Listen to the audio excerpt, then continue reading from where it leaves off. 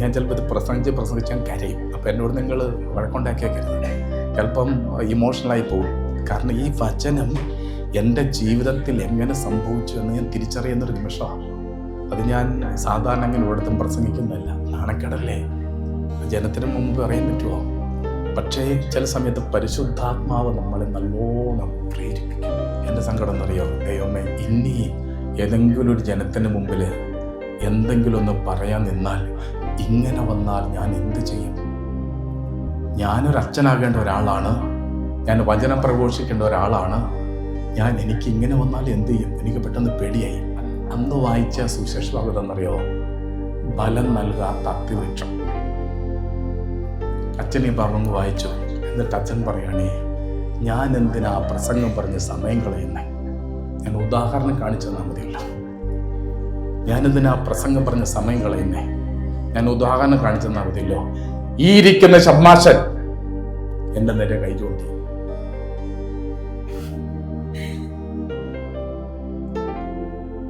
പിറ്റേന്ന് എനിക്ക് അവധി കഴിഞ്ഞു. ഞാൻ ആ ധ്യാനകേന്ദ്രത്തിൽ നടക്കുന്നത് കരഞ്ഞോണ്ടാണ്. എനിക്കറിയാം എനിക്ക് രക്ഷപ്പെടാൻ പറ്റിയില്ല. ഒന്നെങ്കിൽ പൗരോഹിത്യം ഉപേക്ഷിച്ച് തിരിച്ചു പോകണം. തിരിച്ച് വീട്ടിലേക്ക് വരാൻ പറ്റിയില്ല. ബോധം കെട്ട് അൾത്താരെ വീണു. കപ്പ്യാര് കുഞ്ഞേപ്പേട്ടനും മുമ്പ് വന്ന 3-4 ചേട്ടന്മാരോട് കൂടി മരിച്ചടക്കിന് ഡെഡ് ബോഡി കൊണ്ടുവന്ന പോലെ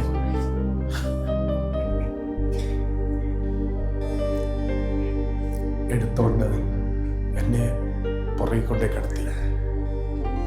ഞാൻ അവിടെ ഇരുന്ന് കരഞ്ഞു കുറെ നേരം. എൻ്റെ പ്രിയപ്പെട്ടവർ, ഞാനിതൊന്നും പറയുന്നതിനാന്ന് എനിക്കറിയില്ല. പക്ഷെ ഞാനൊരു കാര്യം പറയാം, ദുഃഖം സന്തോഷമായിട്ട് മാറും. ഞാനിത് വായിക്കുമ്പോൾ, ഈ സുവിശേഷ ഭാഗം വായിക്കുമ്പോൾ എല്ലാ സമയത്തും എൻ്റെ കണ്ണ് നിറയും. ദുഃഖം സന്തോഷമായിട്ട് മാറും.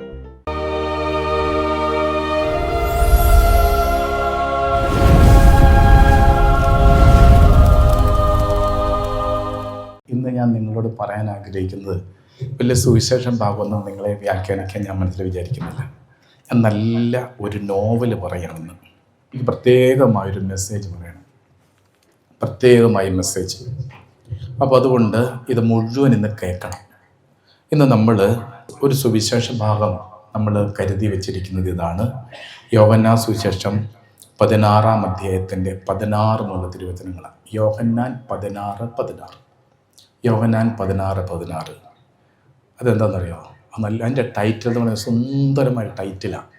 ബൈബിളിൽ ഇത്രയും മനോഹരമായ ശീർഷകം, തലക്കെട്ട് ഉണ്ടോ എന്ന് തന്നെ എനിക്കറിയില്ല. ദുഃഖം ബാക്കി പറയോ? സന്തോഷമായി മാറും. ദുഃഖം സന്തോഷമായിട്ട് മാറും. അപ്പോൾ അതുകൊണ്ട് ഞാനിതൊന്ന് പ്രസംഗിക്കാൻ തുടങ്ങി ഒരു 3 മണിക്കൂറെങ്കിലും പ്രസംഗിക്കും. നിങ്ങൾ എണീറ്റ് പോകത്തുമില്ല. പക്ഷെ ഞാനിങ്ങനെ ചിന്തിക്കുക, ദുഃഖം ഇത് ലോകത്തിന് പരിചയമില്ലാത്ത ഒരു സമവാക്യമാണ്. ദുഃഖം സന്തോഷമായിട്ട് മാറും. ഒന്നാമത്തെ അനുഭവം എൻ്റെ ജീവിതം. കുറച്ച് പേർക്കറിയാം, കുറച്ച് പേർക്ക് അറിയത്തില്ല. ദുഃഖം സന്തോഷമായിട്ട് മാറും. ഞാൻ സെമിനാരിൽ പോകുന്നത് +2 പഠനത്തിന് ശേഷമാണ്. അന്ന് +2 അല്ല, അന്ന് PDC, പ്രീ ഡിഗ്രി കോഴ്സാണ്. അത് പാസ്സായതിന് ശേഷമാണ് ഞാൻ സെമിനാരിൽ ചേരുന്നത്. ഞാൻ സെമിനാരിൽ ചേർന്ന് ഈ +2 കഴിഞ്ഞല്ലേ PDC കഴിഞ്ഞ് ചെന്നതുകൊണ്ട് മൈനർ സെമിനാരി, മേജർ സെമിനാരി, ഒരു വൈദിക പഠന കാലഘട്ടം 2 സെഷനാണ്. Minor seminary, major seminary. Minor സെമിനാരിയിൽ 3 വർഷക്കാലം, പിന്നെ മേജർ സെമിനാരിയിൽ 3 വർഷക്കാല പഠനം, ബാച്ചലർ ഡിഗ്രി വിത്ത് ഫിലോസഫി.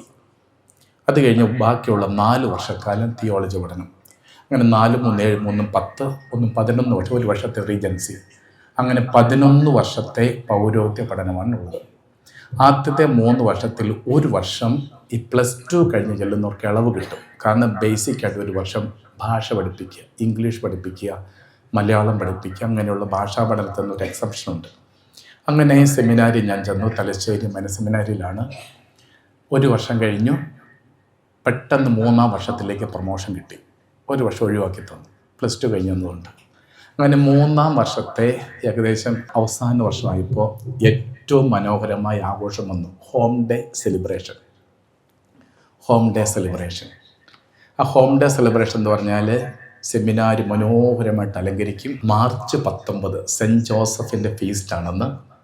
അന്ന് തലശ്ശേരി കത്തീഡ്രൽ, സെൻറ്റ് ജോസഫ് കത്തീഡ്രലാണ്. സെമിനാരി അതിനോട് ചേർന്നാണ്, കടൽ തീരത്താണ്. അപ്പം വലിയ ആഘോഷമാണ്. അതിനുവേണ്ടി മാസങ്ങളോളം ഞങ്ങൾ ഒരുങ്ങും. 6 മണിക്ക് ഏഞ്ചലോസ് ചൊല്ലി പ്രാർത്ഥിക്കും. അതിനുശേഷം പൊതുസമ്മേളനമാണ്.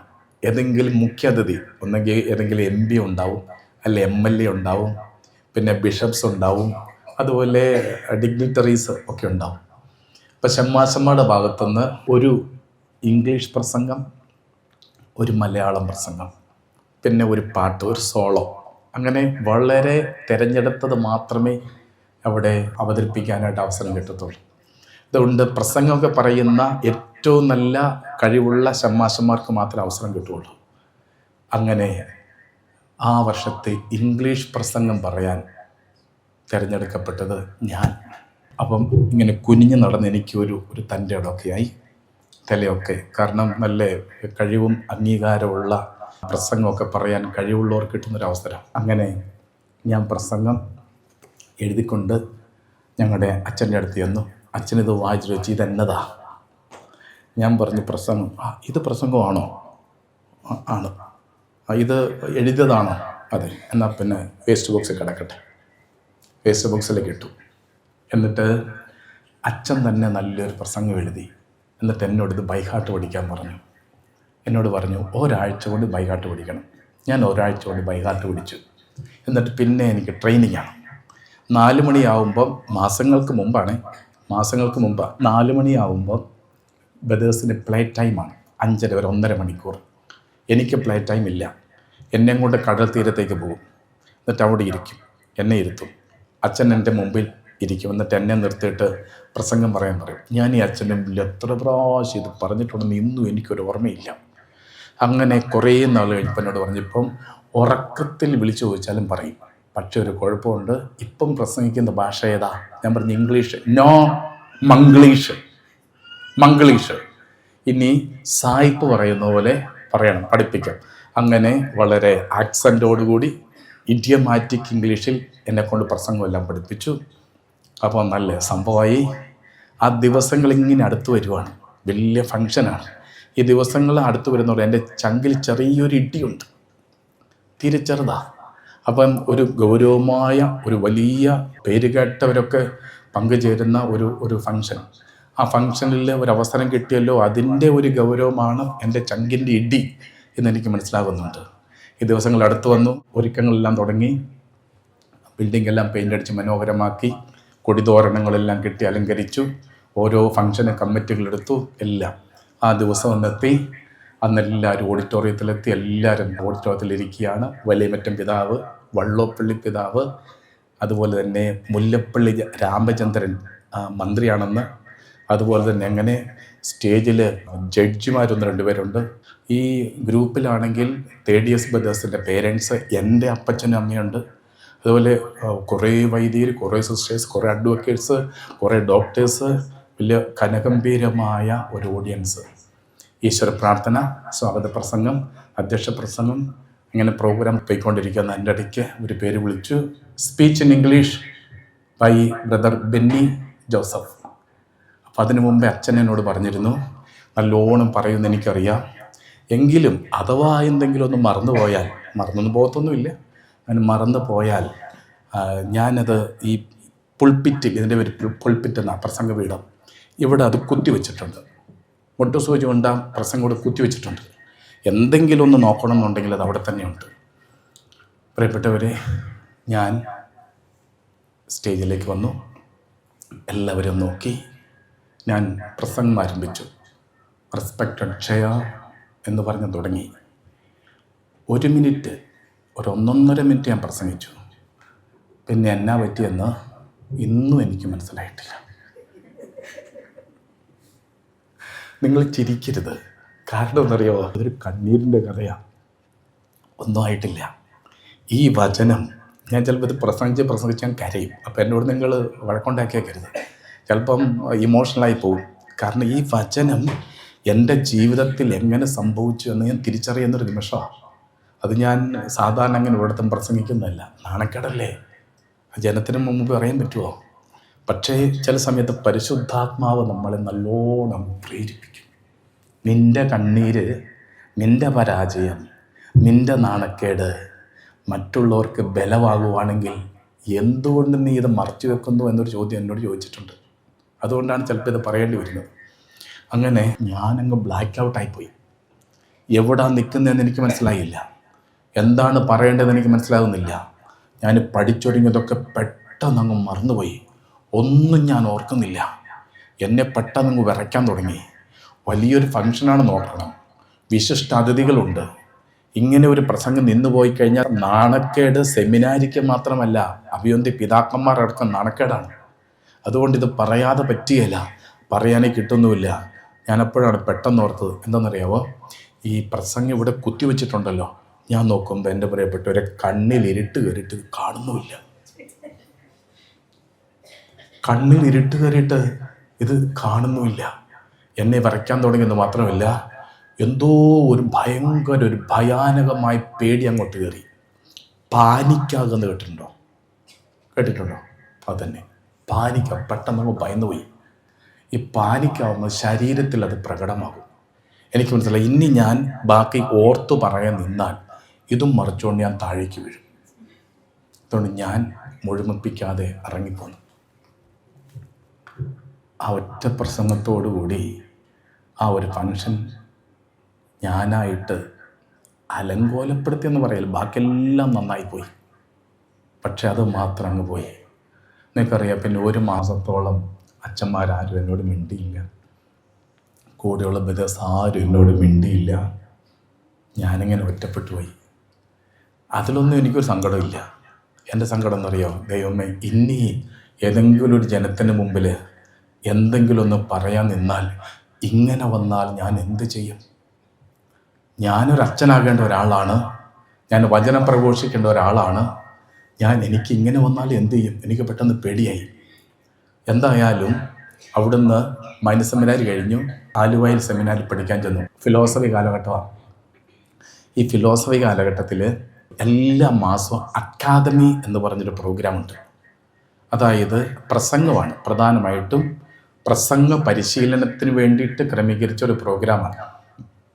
അതിന് എല്ലാ ദിവസവും പ്രസംഗം പറയണം. ഞാൻ ഈ ലിസ്റ്റ് നോക്കും, നേരത്തെ ലിസ്റ്റ് ഇടും. ആ ലിസ്റ്റ് ഞാൻ പോയി നോക്കും. എൻ്റെ പ്രോഗ്രാമിൻ്റെ ഡേറ്റ് എനിക്ക് കൃത്യം കിട്ടും. അതിൻ്റെ തലേദിവസം രാത്രിയിൽ എനിക്ക് പനി പിടിക്കും. നിങ്ങൾ ചിരിച്ചിട്ട് കാര്യമില്ല, എനിക്കതറിയാം എങ്ങനെയാണ് പനി പിടിപ്പിക്കുകയാണെന്നൊക്കെ. അപ്പം പിറ്റേന്ന് പനിയാണ്. അതുകൊണ്ട് 3 വർഷക്കാലഘട്ടത്തെ എൻ്റെ ഫിലോസഫി കാലഘട്ടത്തിൽ ഒരിക്കൽ പോലും ഞാൻ ആരുടെ മുമ്പിൽ പ്രസംഗിച്ചിട്ടില്ല. ഒരിക്കൽ പോലും. എനിക്ക് പിന്നെ പ്രസംഗിക്കുന്നതിനെക്കുറിച്ച് എനിക്ക് ചിന്തിക്കാൻ പോലും പറ്റിയില്ല. എനിക്കത് ഭയങ്കരമായൊരു ഭയമായിട്ടങ്ങ് മാറി. ഈ തലശ്ശേരിയിൽ വെച്ച് സംഭവിച്ചത് എനിക്ക് സംഭവിക്കുന്നൊരു ചിന്തയായി. വേവലാതിപ്പെട്ടു. പക്ഷേ ഇത് പരിഹരിക്കാൻ പറ്റുകയില്ല. എൻ്റെ മനസ്സിൽ ഉറപ്പുണ്ട്, ഞാൻ അച്ഛനാകും, നിശ്ചയമായി ഞാൻ അച്ഛനാകും. അത് എന്നെ കണ്ടിച്ചിട്ടാലും ഞാൻ അച്ഛനാകും നിശ്ചയിച്ചിട്ടാണ് ഞാൻ ആ വൈദ്യനാകാൻ പോയത്. എൻ്റെ പ്രിയപ്പെട്ടവരെ, ഞാനതുകൊണ്ട് എല്ലാ പ്രോഗ്രാമിൽ നിന്നും പുറകോട്ട് മാറാൻ തുടങ്ങി, എല്ലാം. അപ്പം പ്രസംഗം പറയൽ ഞാനങ്ങ് ഒഴിവാക്കി, എന്നെക്കൊണ്ട് പറ്റിയാലെന്ന് എനിക്ക് മനസ്സിലായി. പക്ഷേ അടുത്ത പ്രശ്നം വന്നു. അടുത്ത പ്രശ്നം എന്താ അറിയോ? കുർബാനയ്ക്ക് കൂടണം. ഫസ്റ്റ് ഇയർ ഫിലോസഫേഴ്സ് അല്ലെ സെക്കൻഡ് ഇയർ ഫിലോസഫി പഠിക്കുന്നവരാണ് കുർബാനയ്ക്ക് അസിസ്റ്റ് ചെയ്യേണ്ടത്. സെമിനാരി കുർബാന 100-300 ബ്രദേഴ്സ് ഉണ്ട്, 19 അച്ഛന്മാരുണ്ട്, വലിയൊരു കമ്മ്യൂണിറ്റിയാണ്. അപ്പം കുർബാനയ്ക്ക് അസിസ്റ്റ് ചെയ്യാനായിട്ട് പേരിടും. നമ്മുടെ അൾത്താരമലന്മാരുടെ പരിപാടി സെമിനാരിയിൽ. അപ്പോൾ എനിക്ക് കുർബാനയ്ക്ക് അസിസ്റ്റ് ചെയ്യാൻ ബുദ്ധിമുട്ടില്ല. പക്ഷെ എനിക്ക് ലേഖനം വായിക്കുമ്പോൾ എനിക്ക് പേടിയായി. ലേഖനം വായിക്കുമ്പോൾ ഇതുപോലെ അവൻ നിന്ന് പോകുമോ എന്ന് പേടിയാകാൻ തുടങ്ങി. ആ പേടി അങ്ങോട്ട് വർദ്ധിച്ചു. എനിക്ക് രക്ഷപ്പെടാൻ മാർഗമില്ലെന്നായി. അപ്പം ഞാൻ അതിൽ നിന്നും ഒഴിവാകാൻ തുടങ്ങി.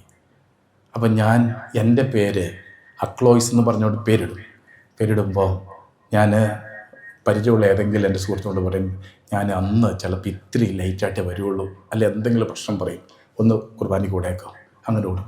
അങ്ങനെ കുർബാനയ്ക്ക് കൂടലും ഒഴിവാക്കി ഞാനിങ്ങനെ സ്കിപ്പ് ചെയ്ത് ഇങ്ങനെ സെമിനാരിൽ പോവാം. എൻ്റെ ഉള്ളിൽ ഒരു വേവലാതിയുണ്ട്, ഈ പ്രശ്നമായിട്ട് മുമ്പോട്ട് പോവരുത്, ഈ പ്രശ്നമായിട്ട്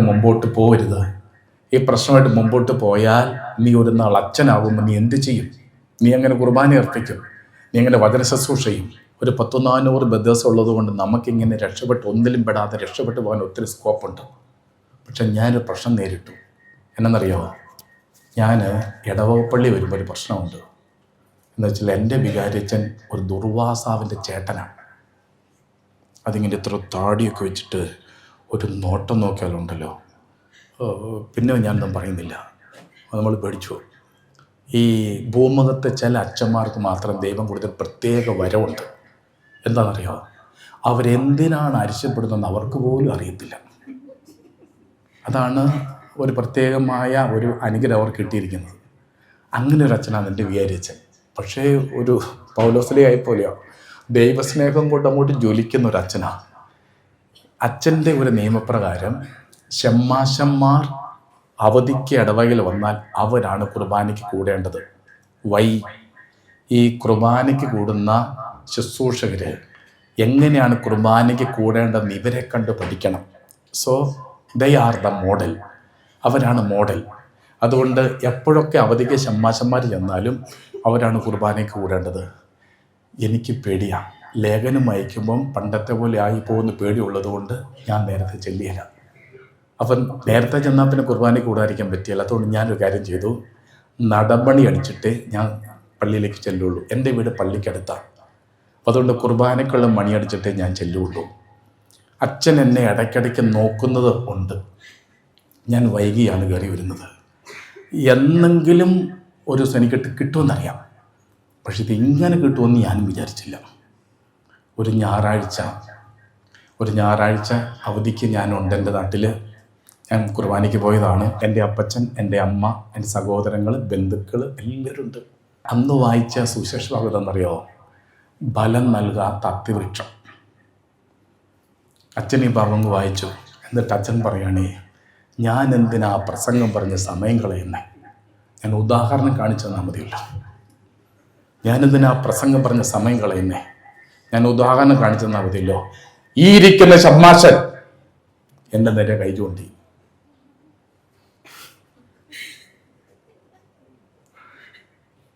ഞാൻ നിങ്ങളോട് ചോദ്യം ചോദിക്കട്ടെ, ഇത് അച്ഛനാകേണ്ട സാധനമല്ലേ? ജനത്തോട് ചോദിക്കാം, എനിക്ക് അവിടെ നിന്ന് ഇറങ്ങി ഓടാൻ പറ്റുമോ? ഇത് അച്ഛനാകേണ്ട സാധനമല്ലേ? ഇതെന്നെങ്കിലും പള്ളിയിൽ കുർബാനയ്ക്ക് ഒരു 5 മിനിറ്റ് മുമ്പ് വന്ന് പള്ളിയിൽ നിന്ന് പ്രാർത്ഥിക്കുന്ന നിങ്ങൾ ആരെങ്കിലും കണ്ടിട്ടുണ്ടോ? ഉണ്ടോ? കപ്പ്യാർ പോലും പറഞ്ഞു ഇല്ല. അത് ശരിയാ. അച്ഛനെ പറഞ്ഞിട്ട് കാര്യമില്ല, കപ്പ്യാരെ പറഞ്ഞിട്ട് ആരെയും പറഞ്ഞിട്ട് കാര്യമില്ല. കാരണം ഞാൻ ഈ നടമണി അടിച്ചിട്ട് അന്നാ പ്രസാദം തുടങ്ങുമ്പോഴേ ഇതിനകത്ത് കയറുകയുള്ളൂ, അല്ലെ എനിക്ക് കുർബാന കൂടേണ്ടി വരും. അന്നത്തെ പ്രസംഗം മുഴുവൻ എന്നെക്കുറിച്ചായിരുന്നു. എന്ത് പറ്റുമെന്നറിയാമോ? അവധിക്ക് എനിക്ക് വരാൻ പറ്റാതായി ഇടവകയിൽ. ഞാൻ ആ ഞായറാഴ്ച കുർബാന കഴിഞ്ഞ പാടെ പെട്ടെന്ന് വീട്ടിലേക്ക് ചെല്ലത്തില്ല. എൻ്റെ അപ്പച്ചൻ, എൻ്റെ അമ്മയും ഇവിടെ ഉണ്ട്. അവരിങ്ങനെ തൊലി ഉരിഞ്ഞ് പള്ളിയിലിരിക്കുക. എൻ്റെ ബന്ധുക്കളൊക്കെ വീട്ടിൽ ചെല്ലുമ്പോൾ എൻ്റെ അപ്പച്ചൻ എന്ത് പറയുന്നത് എനിക്കറിയില്ല. അതുകൊണ്ട് ഞാൻ കുറേ നേരം പള്ളിമുറ്റത്തിറങ്ങി, എന്നിട്ട് അവിടെ ഇവിടെ എല്ലാം കറങ്ങി നടന്ന് ഒരു 11:30 വീട്ടിൽ ചെന്നിട്ട് ഞാൻ വീട്ടിൽ പറഞ്ഞു, സെമിനാരിയിൽ നിന്ന് വിളിച്ചു, അടിയന്തരമായിട്ട് അങ്ങോട്ട് എത്തണമെന്ന് പറഞ്ഞിട്ടുണ്ട്, അതുകൊണ്ട് ഞാൻ പോവുക. അങ്ങനെ എൻ്റെ ബാഗൊക്കെ എടുത്ത് ഞാൻ പോയി. പിന്നെ എനിക്കൊരു അവധിക്കും ഇടവയിൽ വരാൻ പറ്റാത്ത അവസ്ഥയായി. ഇത് ഉപേക്ഷിക്കാനും പറ്റിയല്ല. ഞാൻ അങ്ങനെ തീരുമാനമെടുത്ത് പോയതാണ്. എന്ത് ചെയ്യുന്നറിയില്ല. ഞാൻ അടുത്ത ഓണാവധിക്ക് ഡിവൈൻ ധ്യാന കേന്ദ്രത്തിൽ വന്നു. പനക്കലച്ഛൻ്റെ അടുത്ത് പോയിരുന്നിട്ട് ഞാൻ കരഞ്ഞു. ഞാൻ പറഞ്ഞു, ഞാനൊരു ഷമ്മാശനാണ്, തലശ്ശേരി അതിരൂപതയിലെ ഷമ്മാശനാണ്, പാത്തമ്പാറയാണ് എൻ്റെ വീടുള്ളത് എന്നൊരു അനുഭവം ഉണ്ടായി. അതുകൊണ്ട് എനിക്കിപ്പോൾ ഞാൻ പാനിക്കാവുക. എനിക്കൊരു ജനത്തിൻ്റെ മുമ്പിൽ ഒരിടത്തും എനിക്ക് നിൽക്കാൻ പറ്റുന്നില്ലെന്ന് മാത്രമല്ല, എനിക്കൊരു കാര്യം ചെയ്യാൻ പറ്റുന്നില്ല. ഒരു ലേഖനം പോലും വായിക്കാൻ പറ്റില്ല. കുർബാനയ്ക്ക് കൂടാൻ വലിയ ബുദ്ധിമുട്ടില്ല. പ്രാർത്ഥിക്കാൻ നമുക്ക് സമാധാനം എന്ന് പറഞ്ഞാൽ മതിയല്ലോ. ഞാൻ ഈ കാര്യമെല്ലാം അച്ഛനോട് പറഞ്ഞു. അപ്പോഴത്തേക്ക് എൻ്റെ പ്രശ്നം വലുതായെന്ന് പറഞ്ഞാൽ ഞാൻ പാനിക്കാവുക. എനിക്ക് നിൽക്കാൻ പറ്റാത്ത അവസ്ഥയായി. എനിക്കൊരു പള്ളിയിലേക്ക് കയറുക, ഒരു ധ്യാന ഹാളിൽ കയറുക എന്നൊക്കെ പറഞ്ഞ് എനിക്ക് ചിന്തിക്കാൻ പറ്റാത്ത വിഷമായി തുടങ്ങി. അച്ഛൻ എൻ്റെ തലയിൽ കൈ വെച്ച് അനുഗ്രഹിച്ചിട്ട് പറഞ്ഞു, ഇവിടെ ഒരാഴ്ച ധ്യാനിക്കുക, ദൈവം അത്ഭുതം ചെയ്യും. ഇപ്പം ബ്രദറിന് വന്നിരിക്കുന്ന പ്രതിസന്ധികൾ ഈശോ മാറ്റിത്തരും. അങ്ങനെ ഞാൻ ഒരാഴ്ച ഡിവൈൻ ധ്യാനേന്ദ്രത്തിൽ ധ്യാനം കൂടി. പക്ഷേ ധ്യാനത്തിൽ എന്നെ കാര്യമായിട്ടൊന്നും എനിക്കൊരു മാറ്റം വന്നില്ല. എനിക്കത് ഉറപ്പായി. ഇനി എന്ത് ചെയ്യും? ഞാൻ വീണ്ടും ധ്യാനം കഴിഞ്ഞിട്ട് പനിക്കലച്ചൻ്റെ അടുത്ത് ചെന്നു. എന്നിട്ട് ഞാൻ വല്ലൂരാനച്ചൻ്റെ അടുത്ത് ചെന്നു. അഗസ്റ്റൻ വല്ലൂരൻ, അദ്ദേഹം എൻ്റെ പ്രൊഫസറായിരുന്നു. ഞങ്ങൾ ലോജിക്ക് പഠിപ്പിച്ചുകൊണ്ടിരുന്നതും ഫിലോസഫി പഠിപ്പിച്ചുകൊണ്ടിരുന്ന പ്രൊഫസേഴ്സിൽ ഒരാൾ ഈ അഗസ്റ്റിൻ വല്ലൂരാനച്ചനാണ്. ഞാൻ അച്ഛനോടും പറഞ്ഞു, അച്ഛൻ എനിക്കിങ്ങനെ വലിയൊരു പ്രശ്നമുണ്ട്, എനിക്ക് എവിടെയും പറയത്തില്ല, സെമിനാരി പറഞ്ഞാൽ എന്നെ പറഞ്ഞ് വീട്ടിൽ വിടും, ഞാൻ അച്ഛനാവാതെ തിരികെ മടങ്ങിയില്ല എന്ന് പറഞ്ഞാൽ വീട്ടിൽ നിന്ന് സെമിനാരി പോകാൻ ഇറങ്ങിയത്.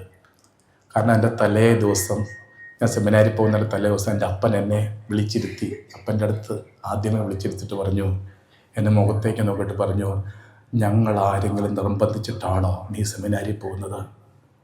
ഞാൻ പറഞ്ഞല്ല.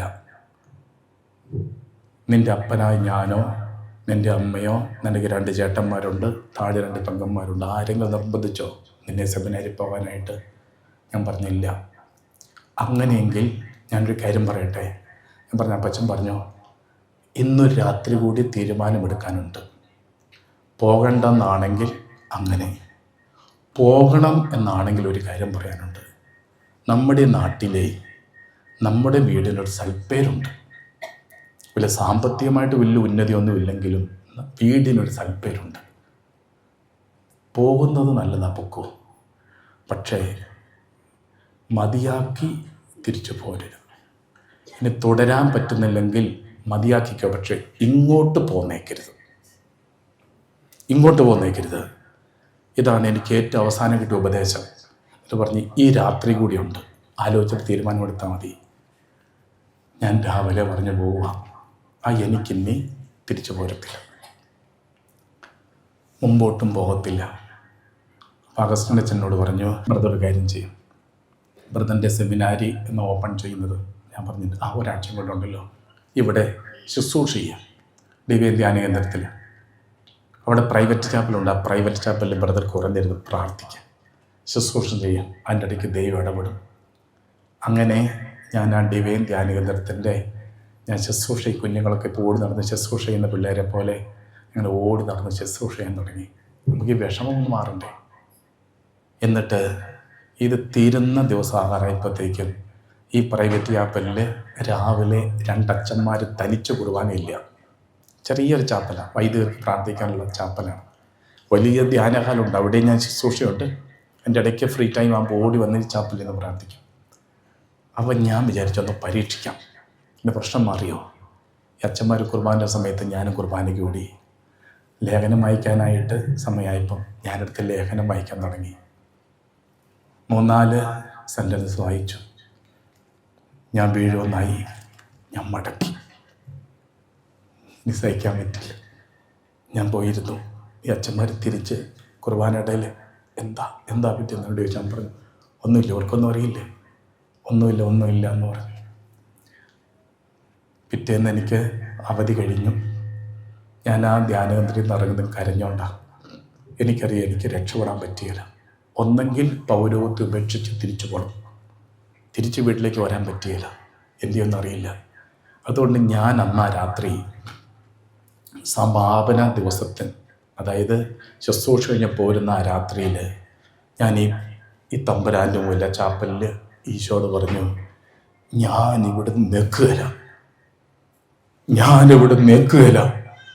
എനിക്കൊരു തീരുമാനം പറയാതെ, ഒരു ബലം നൽകാതെ ഞാൻ ഈ പള്ളിയിൽ നിൽക്കുകയില്ല.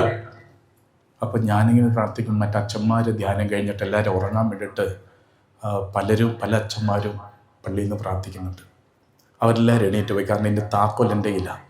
ഈ ചാപ്പലിൻ്റെ തൊട്ടടുത്ത റൂമിലാണ് എനിക്ക് തന്നേക്കുന്നത്. അതുകൊണ്ട് ഞാനാണ് ഈ ചാപ്പൽ അടയ്ക്കുകയും തുറക്കുകയും ചെയ്യുന്നത്. അപ്പോൾ ഈ അച്ഛന്മാരൊക്കെ വിചാരിച്ച് ഈ ബ്രദർ പോകുമ്പോൾ പള്ളി പോട്ടു. അവർ പോയി. ഞാൻ അവിടെ ഇരുന്നു, കുറേ നേരം ഇരുന്നു. സത്യത്തിൽ ഞാനങ്ങ് ഉറങ്ങി പള്ളിയിലിരുന്നിട്ട്. ഞാൻ കണ്ണ് തുറക്കുന്ന രാത്രി 12 മണി കഴിഞ്ഞാൽ 12 മണി ഞാൻ കണ്ണ് തുറക്കുമ്പോൾ പെട്ടെന്ന് ഞാൻ ദൈവമേ ഞാൻ പോയില്ലല്ലോ, പള്ളിയിലാണല്ലോ. അപ്പോൾ ഈശോയുടെ മുഖമുണ്ട്, അവിടെ ലൈറ്റുണ്ട്. ഞാൻ ഈശോയിൽ നോക്കി കുറേ നേരം ഇരുന്നപ്പോൾ എൻ്റെ ഉള്ളിൽ ഇങ്ങനൊരു ചിന്ത വരിക, നീ മുമ്പോട്ട് നിനക്ക് പ്രസംഗിക്കാൻ പറ്റാണ്ട് വരും, ഒരുപക്ഷെ നിനക്ക് കുർബാന ചെല്ലാനും പറ്റാണ്ട് വരും.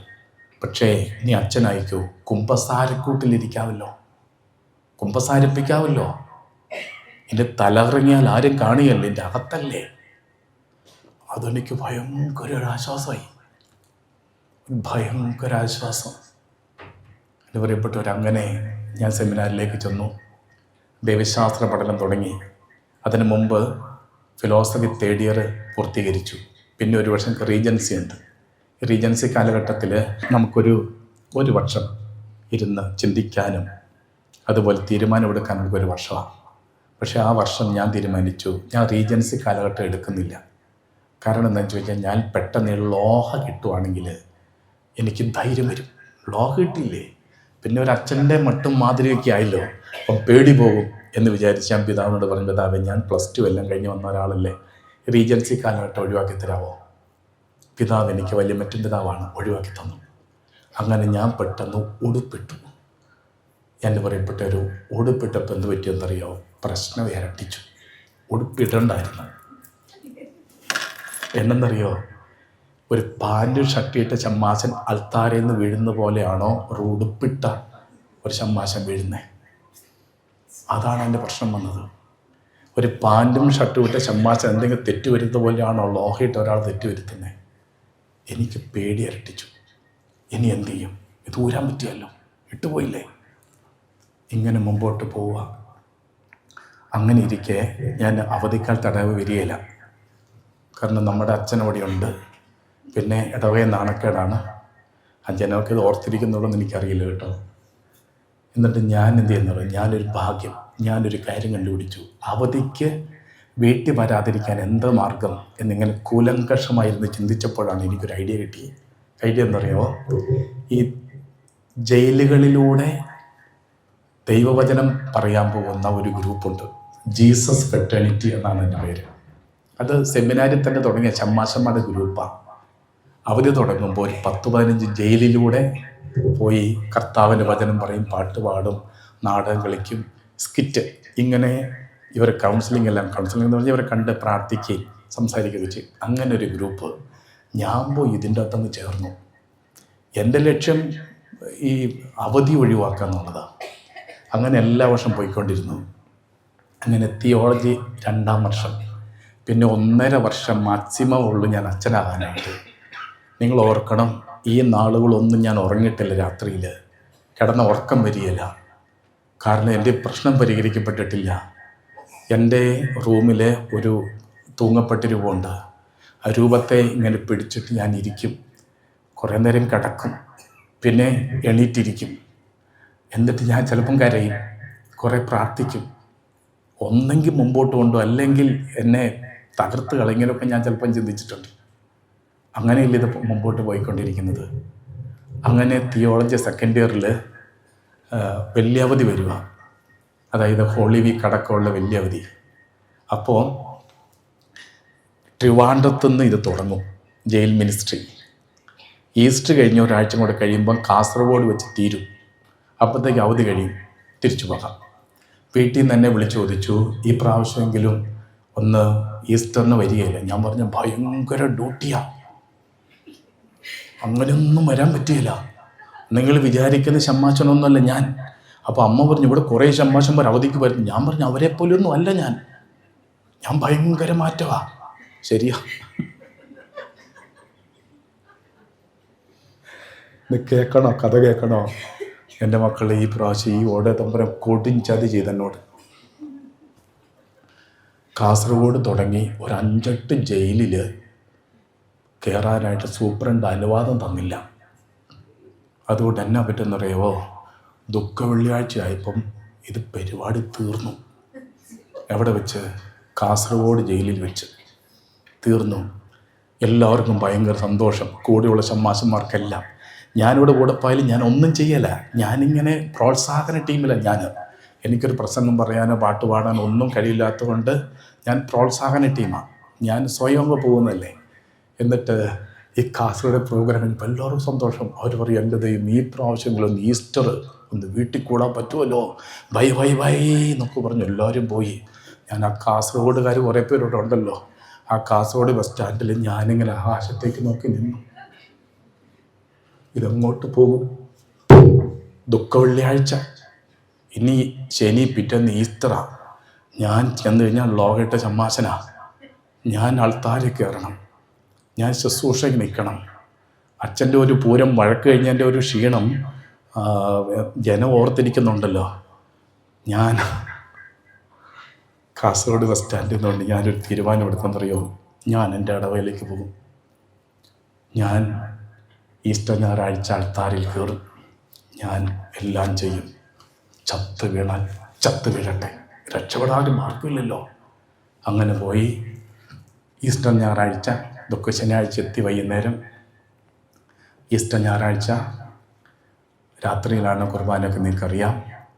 അന്നത്തെ സെലിബ്രേഷൻ എന്ന് പറഞ്ഞു കഴിഞ്ഞാൽ വലിയ നീണ്ട കുർബാനയാണെന്ന് നിങ്ങൾക്കറിയാം. ഒരു 4 വായനയുണ്ട്.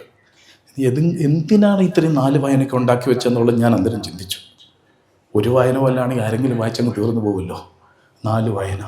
ഞാൻ നോക്കുമ്പോൾ ഏറ്റവും ആദ്യത്തെ വായന 5-6 സെൻറ്റൻസേ ഉള്ളൂ. മലാക്കി പ്രവാചക പുസ്തകം എന്നുള്ള വായന, എൻ്റെ ബലിപീഠത്തിൽ തീ കത്തിക്കുന്നെന്ന് പറഞ്ഞുകൊണ്ട് ചെറിയൊരു അപ്പം ഞാനാണ് ഏറ്റവും സീനിയറായ ചമ്മാച്ചൻ. 1.5 വർഷം കഴിഞ്ഞാൽ ഞാൻ അച്ഛനാകും. ബാക്കിയുള്ളവരൊക്കെ എൻ്റെ താഴെയാണ്. ഒരു 10-15 ചമ്മാശന്മാരുണ്ട്. അപ്പം ഞാൻ ലീഡർ. ഞാൻ അവരോട് പറഞ്ഞു, നിങ്ങൾ ഇന്ന വായനയൊക്കെ ഞാൻ പിന്നെ ഇത്ര മുതിർന്ന ആളല്ലേ, ഞാൻ പിന്നെ ചെറുതൊന്ന് വായിച്ചോളാം. അങ്ങനെ ഏറ്റവും ആദ്യത്തെ വായന ഈസ്റ്റർ ഞായറാഴ്ചത്തെ കുർബാന തുടങ്ങി. 1-ാം വായന മലാക്കി പ്രവാചക പുസ്തകം എന്നുള്ള വായന. എൻ്റെ ബലിപീഠത്തിൽ തീ കത്തിക്കുന്നത് അത്രയ്ക്ക് ഓർക്കുന്നുണ്ട്. ബോധം കെട്ട് അൾത്താരെ വീണു. കപ്പ്യാർ കുഞ്ഞേപ്പേട്ടനും മുമ്പ് വന്ന 3-4 ചേട്ടന്മാരോട് കൂടി മരിച്ചടക്കുന്ന ഡെഡ് ബോഡി കൊണ്ടുവന്ന പോലെ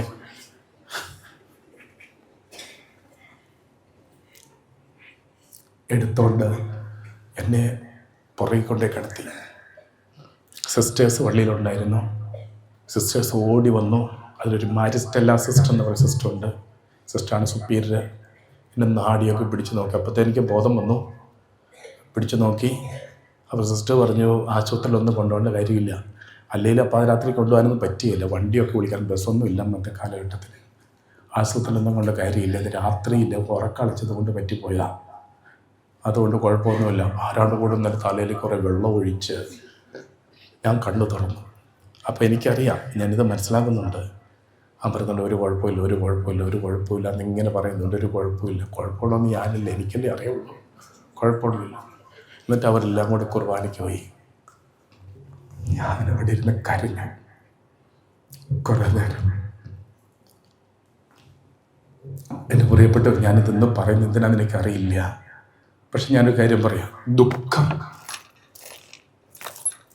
സന്തോഷമായിട്ട് മാറും. ഞാനിത് വായിക്കുമ്പോൾ, ഈ സുവിശേഷ ഭാഗം വായിക്കുമ്പോൾ എല്ലാ സമയത്തും എൻ്റെ കണ്ണ് നിറയും. ദുഃഖം സന്തോഷമായിട്ട് മാറും. ഏതായാലും അത് കഴിഞ്ഞ് അവധി കഴിഞ്ഞ് സെമിനാരിൽ ചെന്നു. മുമ്പോട്ട് പഠിക്കുവാണ്. ഞാൻ തീരുമാനമെടുത്ത് തന്നെ കണ്ടിച്ചിട്ടാലും വേണ്ടില്ല, ഞാൻ അച്ഛനാകും. അപ്പോൾ ഈ പുത്തൻ കുർബാനയ്ക്ക് എന്ത് ചെയ്യും? അതാണ് എൻ്റെ പ്രശ്നം അടുത്തത്. ഈ പുത്തൻ കുർബാനയ്ക്ക് എന്ത് ചെയ്യും? പുത്തൻ കുർബാനയ്ക്ക് പ്രസംഗം പറയണ്ടേ, താങ്ക്സ് പറയണ്ടേ? അന്ന് തലകറങ്ങി വീണാൽ എന്ത് ചെയ്യും? കുർബാന പിന്നെ നമുക്ക് കുഴപ്പമില്ല, കാരണം അതിൻ്റെ അകത്ത് പലരും കൂടിയാണ് ഈ കുർബാനയില്ലെന്നേ. ശുശ്രൂഷകരുണ്ട്, ഇടയ്ക്കിടയ്ക്ക് സമാധാനം എന്ന് പറഞ്ഞാൽ ശുശ്രൂഷി പ്രാർത്ഥിക്കുന്നുണ്ടല്ലോ, ടെൻഷൻ പിടിക്കേണ്ട, പ്രാർത്ഥിക്കാം, നമുക്ക് സമാധാനം. അപ്പം ഇതെല്ലാം കൂടി ഉള്ളത് കൊണ്ട് കുർബാന എങ്ങനെ ചെല്ലാമെന്നൊരു ധാരണയുണ്ട്. പക്ഷെ അതിൻ്റെ ഇടയ്ക്കുള്ള പ്രസംഗം എന്ത് ചെയ്യും? അതാണ് എൻ്റെ ചിന്ത. ഭാഗ്യത്തിന് അവിടെ ഒരു അത്ഭുതം സംഭവിച്ചു. എന്തെന്നറിയാമോ? പുത്തൻ കുർബാന ഞങ്ങളെല്ലാ ഡീക്കന്മാരും കൂടി ഒരുമിച്ച് പുത്തൻ കുർബാന സ്വീകരിക്കാൻ തീരുമാനം വന്ന കത്തീഡ്രൽ പള്ളിയിൽ വെച്ച്. അതുകൊണ്ട് എനിക്ക് ഏറ്റവും അധികം സന്തോഷിച്ചത് ഞാനാണ്. എനിക്കൊരു പരിപാടിയില്ല എൻ്റെ അകത്ത്, ചുമ്മാ നിന്ന് കൊടുത്ത് പട്ടം മേടിച്ച് വീട്ടിൽ പോരാം. കാരണം ഞങ്ങൾ 9 ഷമ്മാശന്മാരാണ്.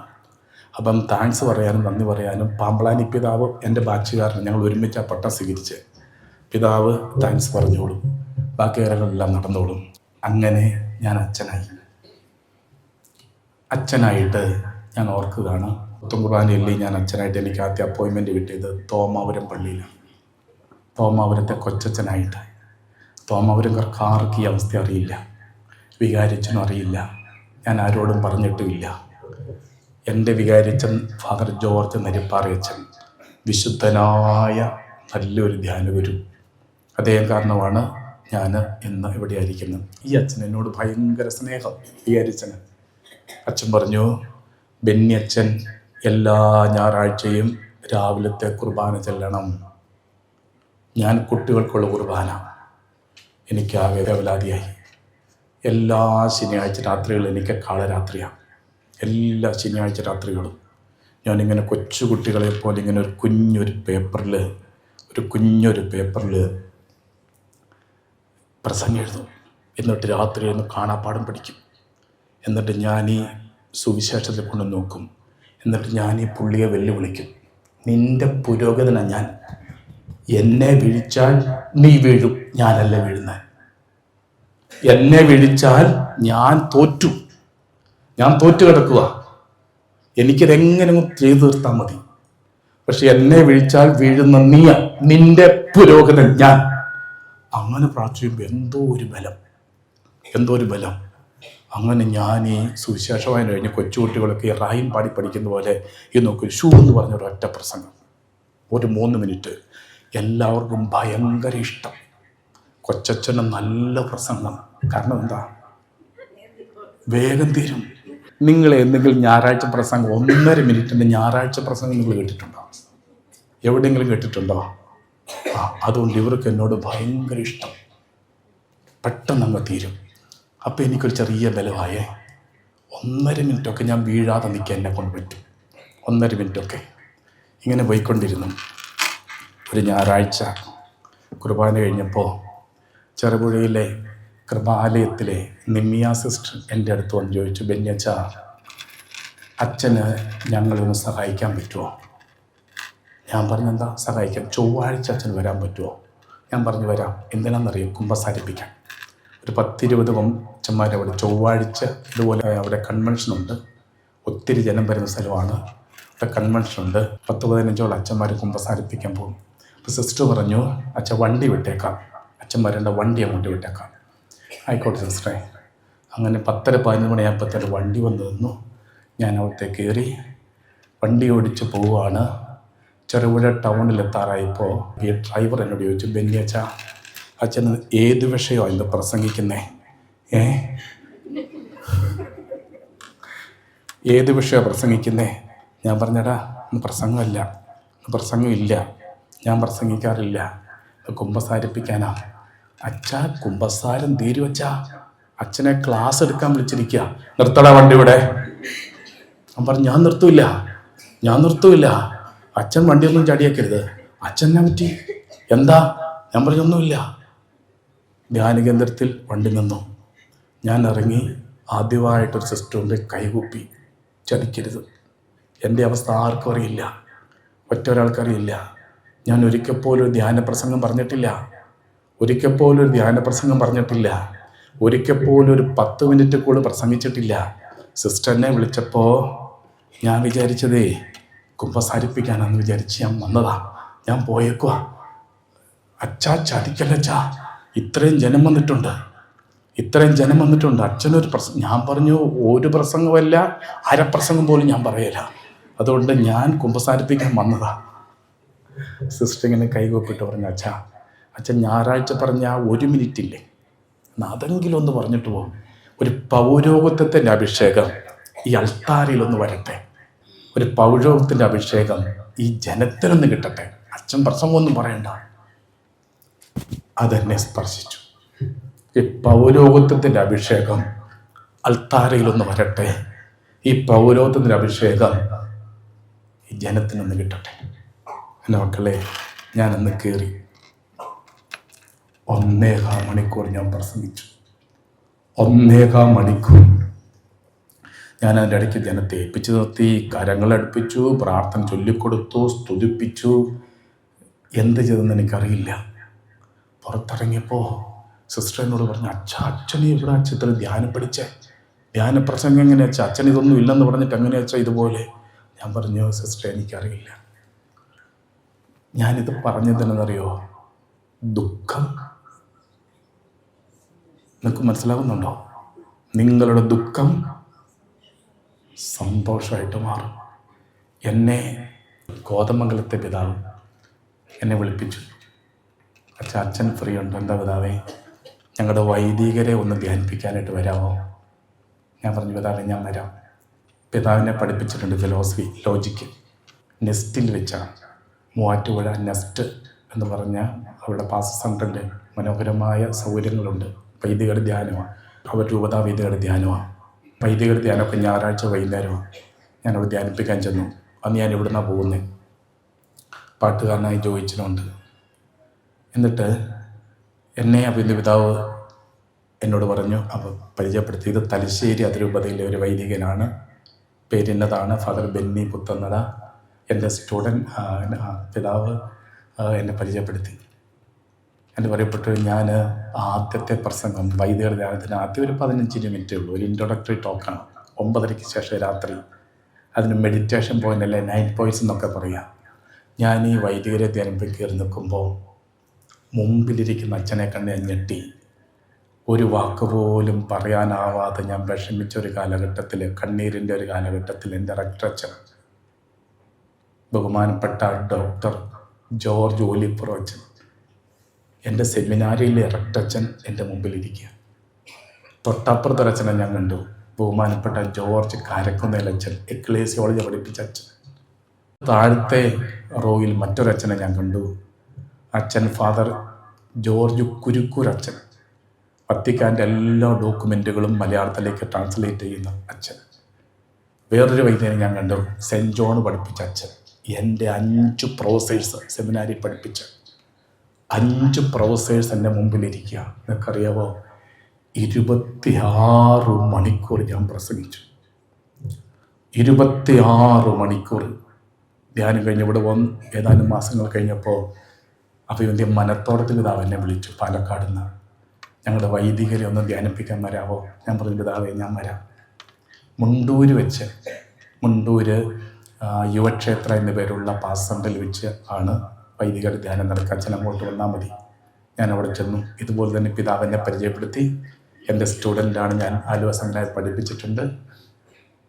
എന്നെ വെൽക്കം ചെയ്തു വൈദികർ ധ്യാനത്തിന് വേണ്ടി. ഞാനിങ്ങനെ വന്ന് കയറി നിൽക്കുമ്പോൾ ആദ്യം ധ്യാനിക്കാതിരിക്കുന്ന അച്ഛനെ കണ്ട് ഞെട്ടി. സാക്ഷാൽ വട്ടായി അച്ഛൻ ഏറ്റവും മുമ്പിൽ. എൻ്റെ പുറകിൽ ബിനോയ് കരിമരുന്നെങ്കിൽ അച്ഛൻ. നോക്കും വട്ടപ്പാടിയിലുള്ള 4 വൈദികന് മുമ്പിൽ ഇരിപ്പുണ്ട്. അന്ന് ഞാൻ 2ാമത്തെ ദിവസത്തെ ടോക്കൻ്റെ ഇടയ്ക്ക് ഞാൻ കരഞ്ഞു. കരയാൻ കാരണം ഈ ഭാഗം വന്നു. ദുഃഖം സന്തോഷമായിട്ട് മാറും. ദുഃഖം സന്തോഷമായിട്ട് മാറും. അല്പസമയം കഴിഞ്ഞാൽ നിങ്ങൾ എന്നെ കാണുകയില്ല, വീണ്ടും അല്പസമയം കഴിഞ്ഞാൽ നിങ്ങൾ എന്നെ കാണും. അപ്പോൾ അവൻ്റെ ശിഷ്യന്മാർ ചിലർ പരസ്പരം പറഞ്ഞ്, അല്പസമയം കഴിഞ്ഞാൽ നിങ്ങൾ എന്നെ കാണുകയില്ല, വീണ്ടും അല്പസമയം കഴിഞ്ഞാൽ നിങ്ങൾ എന്നെ കാണുമെന്നും ഞാൻ പിതാവിൻ്റെ അടുത്തേക്ക് പോകുന്നുവെന്നും അവൻ നമ്മളോട് പറയുന്നതിൻ്റെ അർത്ഥം എന്താണ്?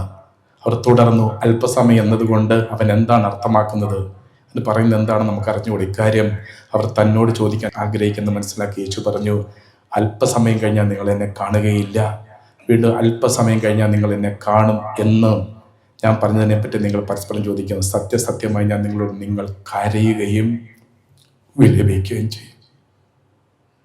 സത്യസത്യമായി ഞാൻ നിങ്ങളോട് പറയുന്നു, നിങ്ങൾ കരയുകയും വിലപിക്കുകയും ചെയ്യും, എന്നാൽ ലോകം സന്തോഷിക്കും. നിങ്ങൾ ദുഃഖിതരാകും, എന്നാൽ നിങ്ങളുടെ ദുഃഖം ബാക്കി പറഞ്ഞേ സന്തോഷമായിട്ട് മാറും. പറയപ്പെട്ടവരെ, ഞാൻ കേരളത്തിലെ കുറേ രൂപതയിലെ വൈദികരെ ധ്യാനിപ്പിച്ചിട്ടുണ്ട്. കേരളത്തിന് പുറത്ത് കുറേ വൈദികരെ വേറെ ധ്യാനിപ്പിച്ചിട്ടുണ്ട്. 21 രാജ്യങ്ങളിൽ ഈ കർത്താവിൻ്റെ വചനം പ്രഘോഷിക്കാനായിട്ട് ഞാൻ പോയിക്കൊണ്ടിരിക്കുകയാണ്. ഉടനെ ഇനി കാനഡ ധ്യാനമുണ്ട്, അയർലൻഡ് ധ്യാനമുണ്ട്, യൂറോപ്പിലേക്ക് പോകാനുണ്ട്. ഞാൻ ആലോചിക്കും, ഒരു നിമിഷം പോലും മുമ്പോട്ട് പോകാനാവാതെ, ഒരു നിമിഷം പോലും മുമ്പോട്ട് പോകാനത് എത്ര രാത്രികാലം ഞാൻ 7 വർഷം കുരിശെടുത്ത് കൈപ്പിടിച്ചിട്ട് രാത്രിയിൽ കരഞ്ഞിട്ടുണ്ട്. 7 വർഷം. അപ്പം കർത്താവിനെ പഠിപ്പിച്ചു, നിന്നെ വേദനിപ്പിച്ചതും നിന്നെ തകർത്തെറിഞ്ഞതും നിന്നെ നിലം പരിശാക്കിയതും എന്തിനാ? വചനം സത്യമാണെന്ന് ജനത്തെ പഠിപ്പിക്കാൻ. വചനം സത്യമാണെന്ന് ഒരു ജനത്തെ പഠിപ്പിക്കാൻ. ചിലപ്പോൾ മക്കളെ നമ്മളെ നിലം പരിശാക്കി കളയും. ചില കാര്യങ്ങളിൽ നമ്മൾ കരഞ്ഞിട്ടോ നിലവിളിച്ചിട്ടോ ഒന്നും ഒരു കാര്യമില്ല, കേൾക്കുകയില്ല, മൈൻഡ് ചെയ്യല. ഒരു സഹനം കഴിഞ്ഞ് മറ്റൊരു സഹനം, അത് കഴിയുമ്പോൾ മറ്റൊരു സഹനം. ദൈവം ചിലപ്പോൾ എന്തിനാണെന്നറിയോ? നമ്മളെ വിശുദ്ധീകരിച്ച് അനേകർക്ക് ബലമായി ആശ്വാസമായി നിൽക്കും. ഇവിടെ നിങ്ങൾക്കറിയാം, മുമ്പ് 2 ശനിയാഴ്ച മാത്രമേ കൺവെൻഷൻ ഉണ്ടായിരുന്നുള്ളൂ. ഇപ്പോൾ എല്ലാ ശനിയാഴ്ചയും കൺവെൻഷൻ ഉണ്ട്. ഞാൻ രാവിലെ മുതൽ 8 മണി മുതൽ ഇവിടെ ഇരിക്കും. ഇപ്പം ജനത്തെ കാണാൻ ഒരു 100 പേരെങ്കിലും ഞാൻ കാണും. ഇന്ന് തന്നെ ഏകദേശം ഒരു 100 പേരോളം അടുത്ത് ഞാൻ കണ്ടിട്ടുണ്ട്. അത് കഴിഞ്ഞ് ഇന്ന് ആരൊക്കെ കാണാൻ നിൽക്കുന്നു അവരെ മുഴുവൻ കണ്ടിട്ടേ ഞാൻ ഏക്കുള്ളൂ. ഇന്ന് ലഞ്ച് കഴിക്കുന്നത് ജനത്തെ മുഴുവൻ കണ്ടിട്ടാണ്. പക്ഷേ ഈ ആൾക്കാർ എൻ്റെ മുമ്പിൽ വന്നിരുന്നിട്ട് സങ്കടങ്ങൾ പറഞ്ഞു കഴിയുമ്പോൾ ഇവരെന്നോട് പറയുന്നൊരു കാര്യമുണ്ട്, അച്ഛാ ഞങ്ങൾ സന്തോഷമാണ്. എന്താ? അച്ഛന് ഞങ്ങളുടെ വേദന മനസ്സിലാകുന്നുണ്ട്. എൻ്റെ ചങ്കിൻ്റെ ഉള്ളിൽ എത്ര വേദനയുണ്ടോ ആ വേദന അപ്പാടെ അച്ഛന് മനസ്സിലാകുന്നുണ്ട്. എന്തുകൊണ്ടാണ് മനസ്സിലാകുന്നത്? ആ വേദനയിലൂടെ കടത്തിക്കൊണ്ടുപോയതാണ്. നിനക്കറിയാം, ഈ കൂടെ ഇന്ന് വന്ന ഒരാളുടെ തലേ കൈ വെച്ച് എന്നോട് പറഞ്ഞു, ആത്മഹത്യക്ക് ചിന്തിച്ചു എന്ന് കർത്താവിനോട് പറഞ്ഞു. ഞാൻ ചോദിച്ചപ്പോൾ പറഞ്ഞു, കരഞ്ഞു എൻ്റെ മുമ്പിൽ നിന്ന്.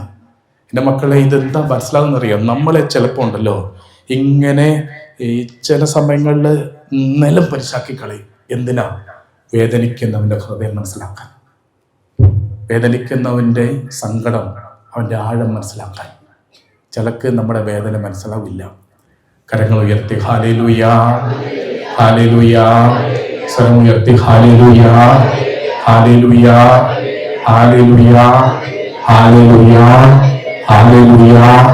കരങ്ങൾ താത്താവോ. ഇനി നിങ്ങൾ എന്ത് ചെയ്യും? ഏതൊരു കാര്യത്തിലാണോ ഞാൻ തകർന്ന് തരിപ്പണമായത്, ഏതൊരു കാര്യത്തിലാണോ ഞാൻ ഏറ്റവും അധികം വിഷമിച്ചത്, ഏതൊരു കാര്യത്തിലാണ് ഞാൻ ഏറ്റവും അധികം സങ്കടപ്പെട്ടത്, ആ ഒരൊറ്റ കാര്യത്തിലാണ് കർത്താവ് എന്നെ ഉയർത്തിയത്.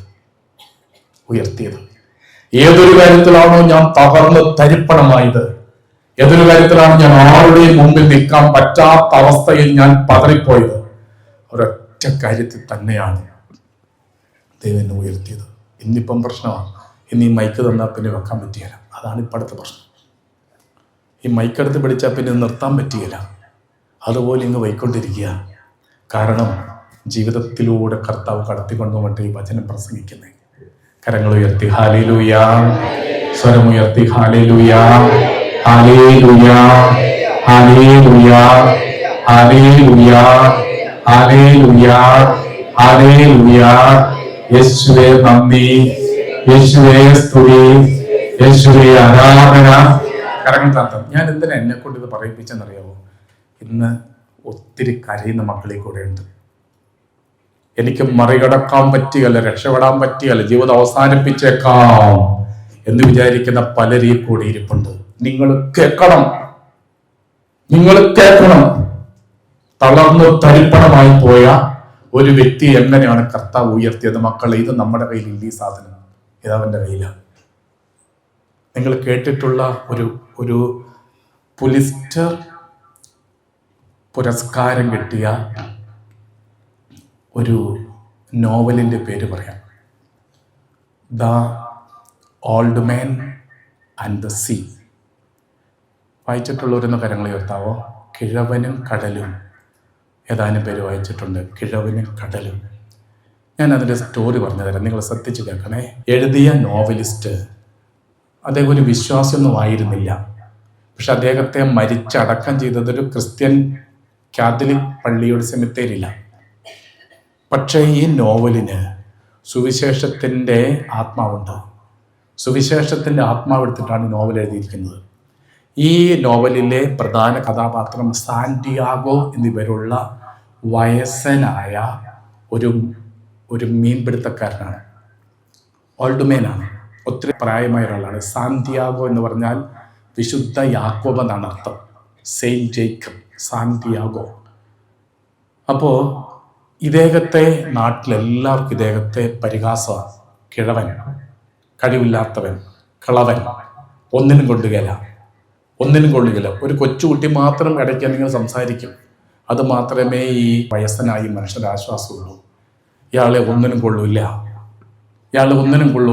ഇയാൾക്കൊരു മീൻ പിടിക്കാൻ പോലും ഇയാൾക്ക് ശേഷിയില്ല. അഥവാ മീൻ പിടിക്കാൻ പോലും ഇയാൾക്കൊന്നും ശേഷിയില്ല, മീനും കിട്ടില്ല, ഒന്നും കിട്ടില്ല. ഇതിങ്ങനെ പരിഹാസം കേട്ട് മടുത്തു, പുറത്തിറങ്ങത്തില്ല. എല്ലാവരും കഴിവില്ലാത്തവൻ, കൊള്ളരുതാത്തവൻ, ഒന്നിനും കൊള്ളില്ലാത്തവൻ എന്നിങ്ങനെ പറഞ്ഞ് മനുഷ്യൻ മനസ്സ് മടുത്തു. അദ്ദേഹം തീരുമാനിച്ചു, ഞാൻ പോകും, ഞാൻ തന്നെ പോയി മീൻ പിടിക്കും, എന്നിട്ട് ജനത്തെ ഞാൻ കാണിച്ചു കൊടുക്കും. എനിക്ക് കഴിവുണ്ട്, ഇത് ചെയ്യാൻ പ്രാപ്തിയുണ്ട്, ഞാൻ തഴയപ്പെടേണ്ട വ്യക്തിയല്ല എന്ന് ഞാൻ കാണിച്ചു കൊടുക്കും. എന്നിട്ട് അദ്ദേഹം ഒരു ബോട്ടിന് മീൻ പിടിക്കാൻ പോവാ.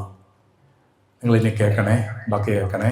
കടലിലൂടെ ഈ മനുഷ്യൻ വല വീശിയിട്ട് ഒരു മീനിനെയും കിട്ടിയില്ല. 84 ദിവസം എന്ന് വെച്ചാൽ ഏകദേശം 2.5 മാസം.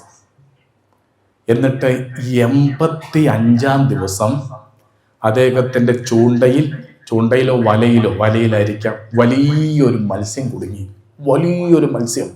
ഈ 84 ദിവസവും മീൻ കിട്ടാതിരുന്നപ്പോൾ ഇയാൾ ഉള്ളിൽ ചിന്തിക്കുന്നുണ്ട്, ജനം പറയുന്നത് ശരിയായിരിക്കും, എനിക്കൊന്നിനും കഴിവില്ല. ഞാനും വീട്ടിൽ നിന്ന് ഇറങ്ങിയിട്ട് എത്ര നാളായി, 2.5 മാസം കഴിഞ്ഞില്ലേ, എന്നിട്ട് ഒരു മീനിനെ പോലും, ഗുണമുള്ള ഒരു മീനിനെ പോലും പിടിക്കാൻ പറ്റുന്നില്ലല്ലോ. അപ്പൊ എനിക്ക് കഴിവില്ലേ, എന്നെ ഒന്നിനും കൊള്ളില്ലേ. എന്നാലും ഞാൻ പിടിക്കും. I will do. എന്നിട്ട് 85-ാം ദിവസം മീനെ കിട്ടി. ഈ മീൻ ഈ ഇദ്ദേഹത്തിൻ്റെ ബോട്ടിനേക്കാൾ വലിപ്പമുള്ള മീൻ. തന്നെ പിടിച്ചകത്തിടാൻ പറ്റിയല്ല. എന്നിട്ട് 3 രാത്രിയും 2 പകലും ഈ മീൻ ഇതിന് വട്ടം ചുറ്റിച്ചു. അവസാനം ഈ വൃദ്ധനും തളർന്നു, മീനും തളർന്നു. എന്നിട്ട് ഈ വൃദ്ധൻ മീനിനോട് വർത്താനം പറയുന്നുണ്ട്, എങ്ങനെയെങ്കിലും എന്നെ സഹായിക്കുക, നീ എങ്ങനെയെങ്കിലും എന്നെ സഹായിക്കുക. അവസാനം ഈ മനുഷ്യൻ ഈ വെള്ളത്തിൽ ചാടിയിട്ട് ഈ മീനിനെ കൂട്ടി ബോട്ടെ കെട്ടി.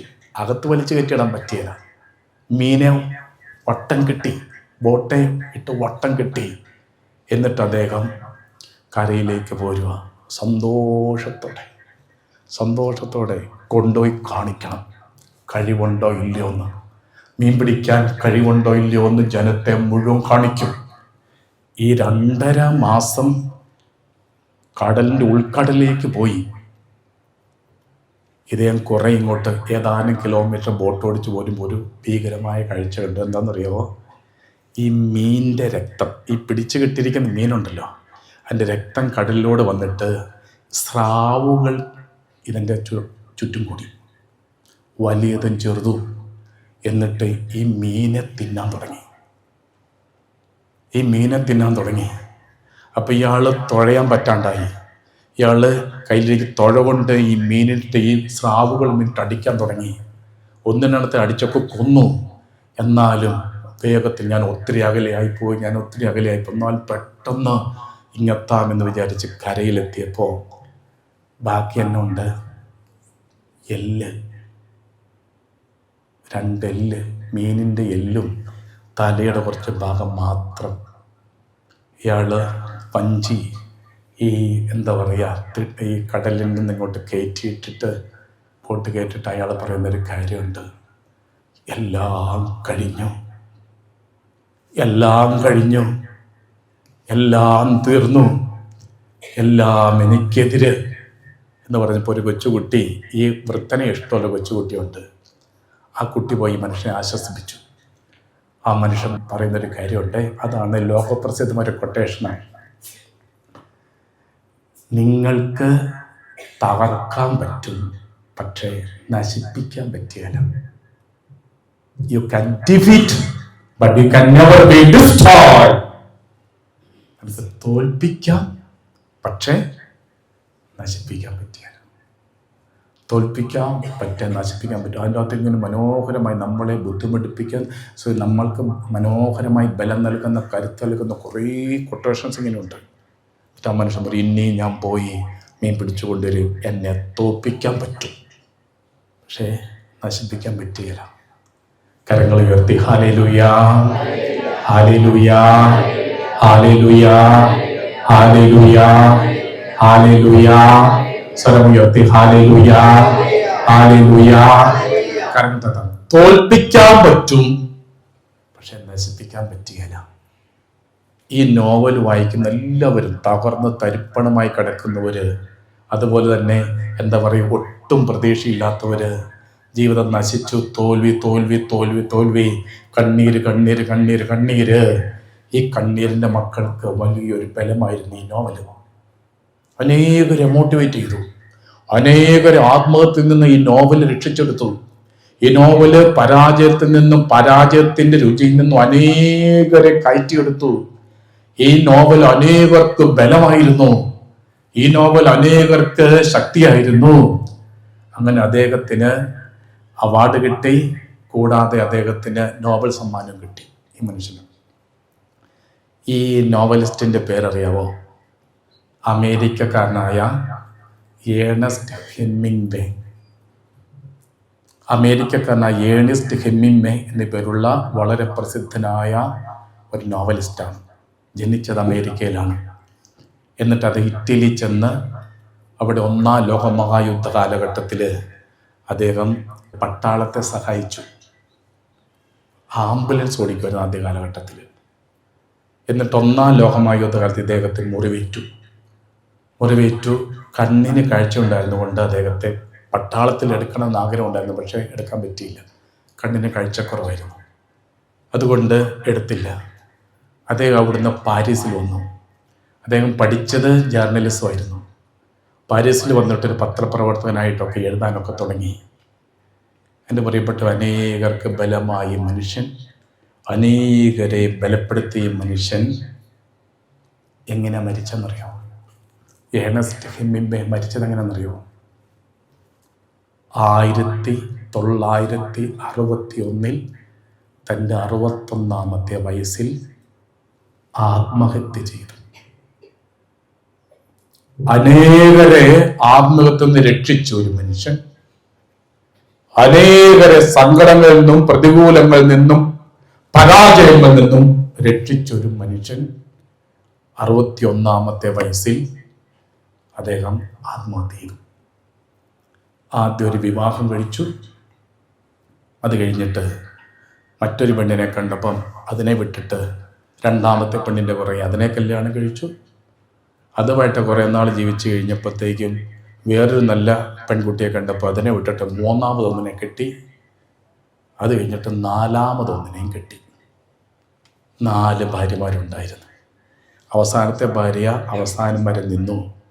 നിരാശയായി, ദുഃഖമായി, അതുപോലെ ഡിപ്രഷനായി, പരിക്കായി, രോഗമായി, കണ്ണിൻ്റെ കാഴ്ച മങ്ങി, ആരിലും പ്രതീക്ഷയില്ലെന്നായി.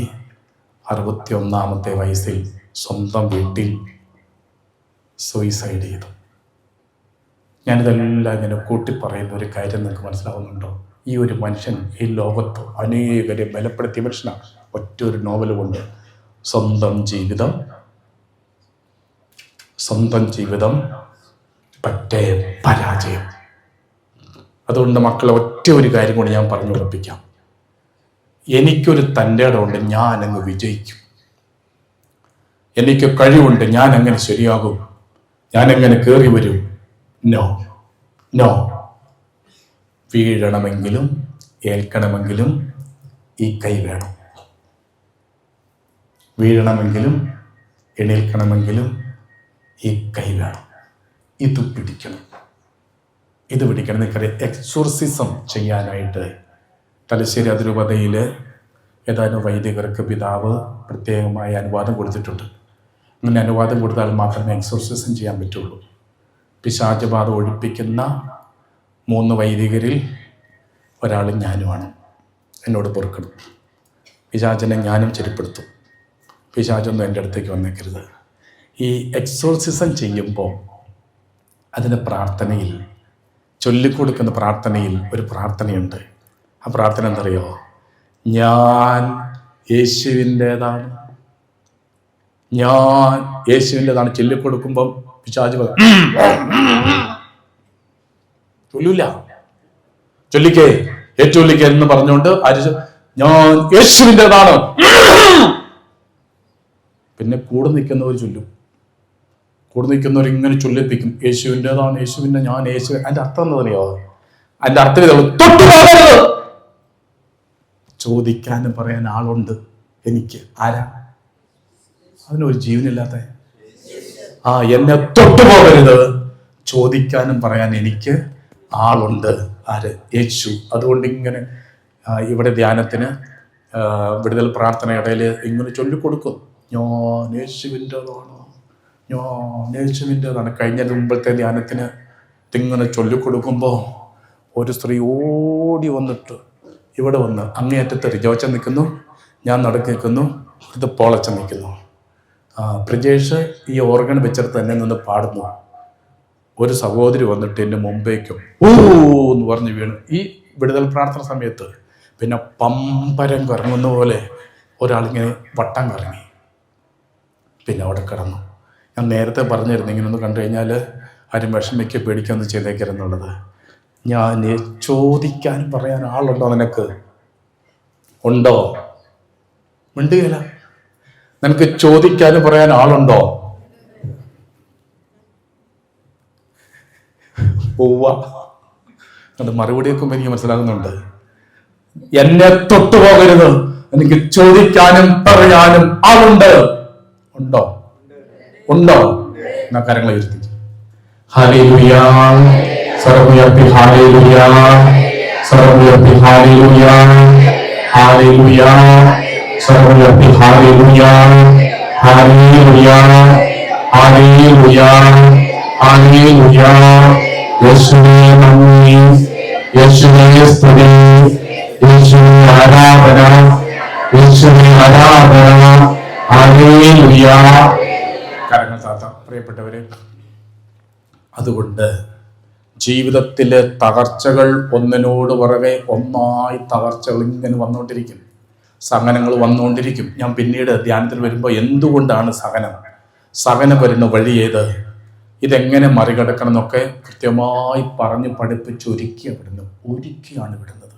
ഇപ്പം കഴിഞ്ഞ വ്യാഴാഴ്ച കഴിഞ്ഞ 2ാമത്തെ ധ്യാനം, തൊട്ടടുത്ത 2 ധ്യാനം ഇപ്പം കഴിഞ്ഞു.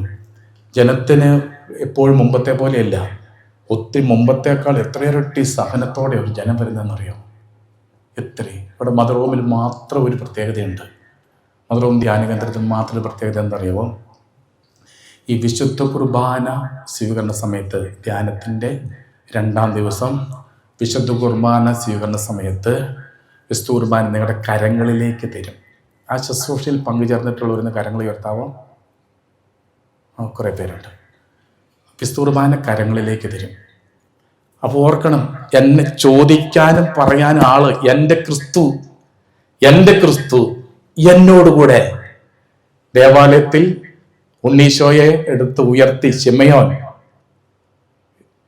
ഇത് കാണാൻ ഭാഗ്യം സിദ്ധിച്ച, കരങ്ങൾ ഉയർത്തി ഈ കുഞ്ഞിനെ കരങ്ങൾ ഉയർത്താൻ ഭാഗ്യം സിദ്ധിച്ച എന്നെ സമാധാനത്തിൽ ദാസനെ വിട്ടയക്കണേ എന്ന ഈ ഭാഗ്യത്തിൻ്റെ കണ്ണുകൾ കണ്ടു കഴിഞ്ഞു എന്ന് പറയപ്പെട്ടവരെ. അപ്പോൾ നമ്മൾ ഈ കരങ്ങൾ ഉയർത്തി, വിശുദ്ധ കുർബാന കരങ്ങളിലേക്ക് ഉയർത്തി, മുഖത്തോട് ഉയർത്തി പ്രാർത്ഥിക്കും. ഈ കുർബാനയ്ക്ക് 2ാം ദിവസം അത്ഭുതങ്ങൾ എന്ന് പറഞ്ഞ അത്ഭുതം കൂടിയവർക്കറിയാം.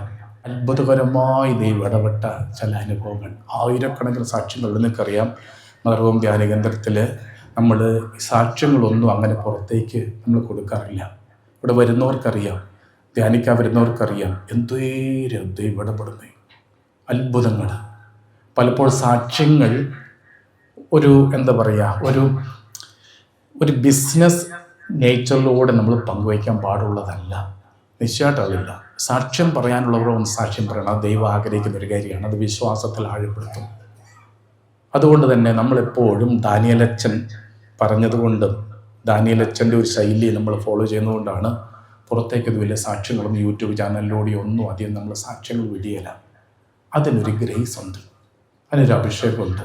ധ്യാനിച്ചവർക്കറിയാം. കുറേ ഈ നാളുകളിലൊക്കെ ഒത്തിരി അത്ഭുതങ്ങൾ സംഭവിക്കുക. അത്ഭുതങ്ങൾ നമുക്ക് ബോധ്യപ്പെടുത്താൻ പറ്റാത്ത രീതിയിൽ